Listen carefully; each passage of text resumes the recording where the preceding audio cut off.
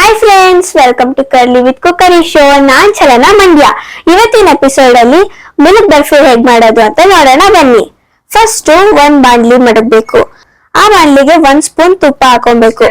ಇಲ್ಲಿ ನಾನು 1 ಸ್ಪೂನ್ ಗೀ ಮತ್ತೆ ಶುಗರ್ ಪೌಡರ್, ಆಮೇಲೆ ಏಲಕ್ಕಿ ಪೌಡರ್, ಆಮೇಲೆ ಡ್ರೈ ಫ್ರೂಟ್ಸ್ ಅಷ್ಟನ್ನ ಯೂಸ್ ಮಾಡ್ತೀನಿ.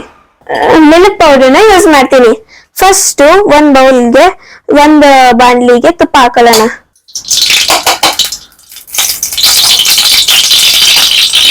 ಒಂದ್ ಸ್ಪೂನ್ ತುಪ್ಪ ಹಾಕೊಂಡಾದ್ಮೇಲೆ ಅದಕ್ಕೆ ಡ್ರೈ ಫ್ರೂಟ್ಸ್ ಹಾಕೊಳ್ಳೋಣ.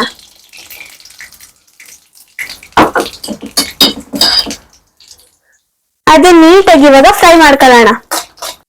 ಇದನ್ನ ನೀಟಾಗಿ ಇವಾಗ ಫ್ರೈ ಮಾಡ್ಕೊಳ್ಳೋಣ, ಡ್ರೈ ಫ್ರೂಟ್ಸ್ ಎಲ್ಲಾನು.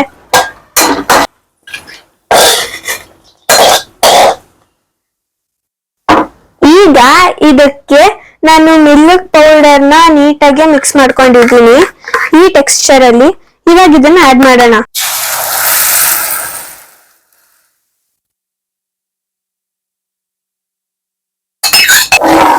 ಇದನ್ನ ಇವಾಗ ನೀಟಾಗಿ ತಿರ್ಗಿಸ್ಕೊಳ್ಳೋಣ.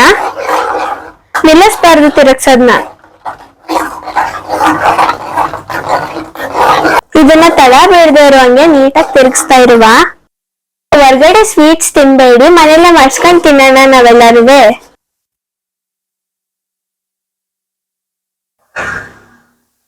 ಇವಾಗ ಶುಗರ್ನ ಆಡ್ ಮಾಡ್ಕೊಳ್ಳುವ. ನಮ್ ಚಾನೆಲ್ ನ like and share and subscribe ಮಾಡಿ. ಇವಾಗ ಇದಕ್ಕೆ ತುಪ್ಪದಲ್ಲಿ ಹುರಿದಿರೋ ಡ್ರೈ ಫ್ರೂಟ್ಸ್ ನ ಹಾಕೊಳ್ಳೋಣ.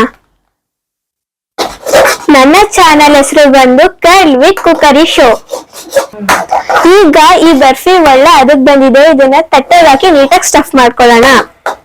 ಇವಾಗ ಇದಕ್ಕೆ ಕೊನೆಯಲ್ಲಿ ತುಪ್ಪನ ಹಾಕೊಳ್ಳೋಣ. ತುಪ್ಪ ಆರೋಗ್ಯಕ್ಕೆ ಒಳ್ಳೆಯದು. ಅಡಿಗೆಗೆಲ್ಲ ಆಯಿಲ್ ನ ಯೂಸ್ ಮಾಡೋದು ಕಮ್ಮಿ ಮಾಡಿ ತುಪ್ಪನ ಜಾಸ್ತಿ ಯೂಸ್ ಮಾಡಿ.